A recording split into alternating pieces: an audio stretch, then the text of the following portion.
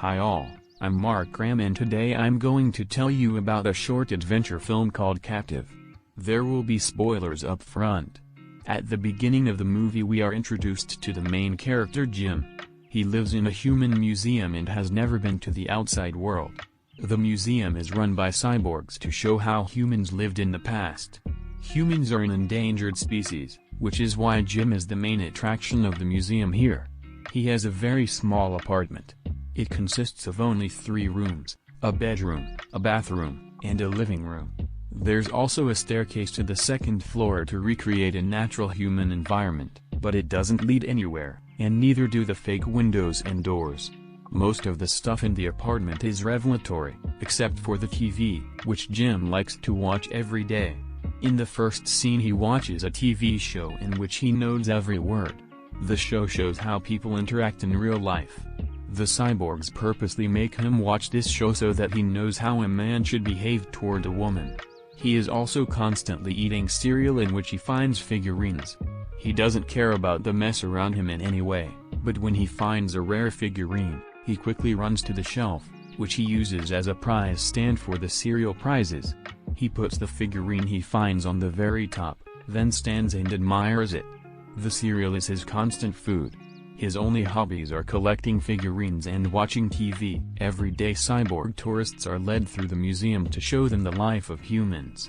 They begin their viewing with an area of everyday human devices where they stood, a toaster, a travel cone, a toy train, a lamp, and other everyday objects. But of course the focus is on Jim. Tourists watch him through the glass window in his apartment. The cyborgs present this guy as the only person raised in captivity. Cyborg historians have attempted to recreate the environment in which humans used to live. When tourists observe Jim in his house, he gives them a thumbs up. He doesn't complain about strangers invading his privacy because he doesn't realize that he is a prisoner. Jim always thought his life must be like this, the tourists observing and studying his behavior and habits as if he were a test subject in an experiment.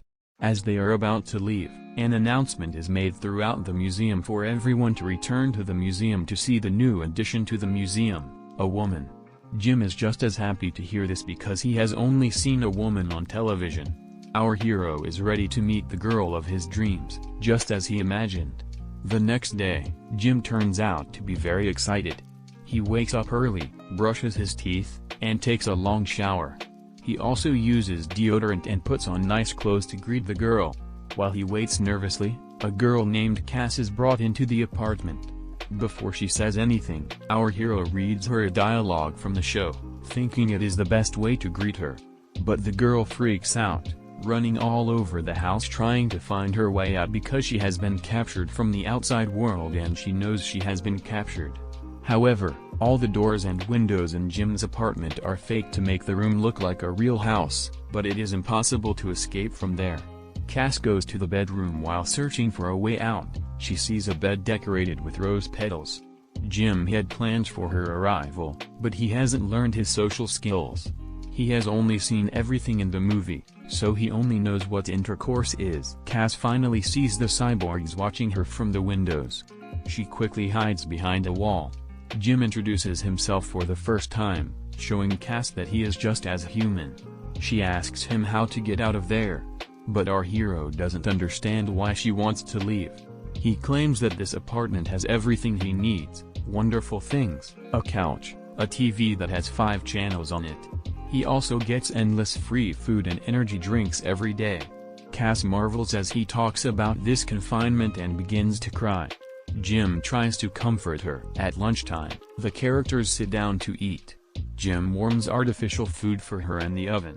He begins to eat, but Cass is disgusted by the smell of the food. Seeing that Jim is enjoying this food, she asks him, has he ever been outside?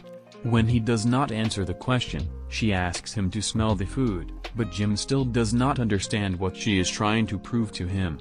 It's also how she curses the cyborgs who watch them like bacteria under a microscope. She explains to Jim that none of this is true and the food doesn't taste as good as it should. The stairs lead nowhere, and the front door only opens 4 inches. Jim listens to her complaints with a smile. When she asks him, why doesn't the fake apartment bother him? He yawns and says he's going to go to bed. He excitedly asks Cass to join him and go to bed with him if she wants. But the girl pulls away from him, asking, why would she go to bed with him? After that, Jim offers to have sex with her. This phrase makes the girl freeze. Frightened, the girl declares to him that she will never go to bed with him and sends him off to go to bed alone. Our hero angrily throws all the rose petals off the bed and falls asleep, while the cyborgs are still watching him. Cass, meanwhile, sleeps on the couch.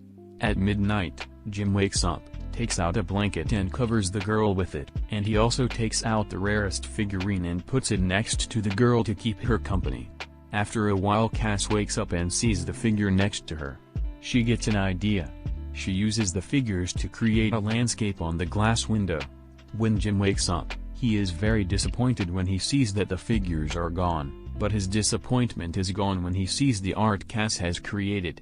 She says that she has created a set that looks like the place where she lives. But Jim still maintains that his home is the best place. Cass calmly explains to him that people shouldn't live with cyborgs, and home is outside. The next day, at breakfast, Jim hides from the cyborgs behind the plants, whereupon he secretly tells Cass that there is a way out of this apartment. Every 4 days, a man on duty comes into the apartment with a cart. This cart can be sneaked into, but only she can get out because there is only room for one person in the cart, and Jim stays in the museum. The girl says he can't stay here. But Jim claims that he is happy here and asks her not to worry about him. At night, the cyborg arrives safely with a cart to refill the refrigerator. Cass calmly climbs into the cart and gets out without the others knowing. The next day, the cyborg asks Jim, does he know where the girl is? But Jim answers that he doesn't know that. During the next tour, when Jim is introduced to a new group of tourists, the chair turns and everyone sees that Jim has tied the cyborg to it and escaped. In the last scene, we see Jim walking toward a field that looks like the one Cass portrayed in her landscape. Write in, guys, what do you think of this short film and what do you think of this video? Be sure to like it and subscribe to the channel. See you soon.